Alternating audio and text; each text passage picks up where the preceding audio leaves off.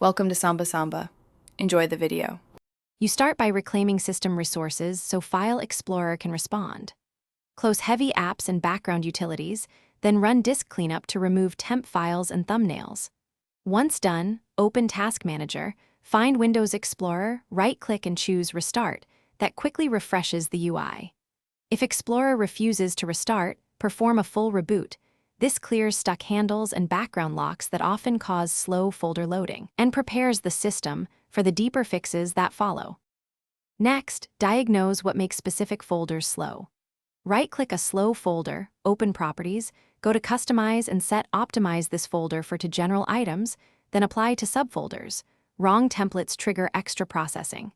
Use a shell extension manager to disable non-Microsoft extensions. Third-party context menu handlers often hang Explorer. Finally, run chkdsk to repair disk errors and sfc to fix corrupted system files. These operations resolve many hidden I/O and permission issues that slow directory listing. To finish, clear quick access history and rebuild the Windows search index to stop expensive lookups. Go to Indexing Options and rebuild. Make sure storage drivers, chipset drivers, and Windows updates are current, and check SSD/HDD health with manufacturer tools and Smart Status.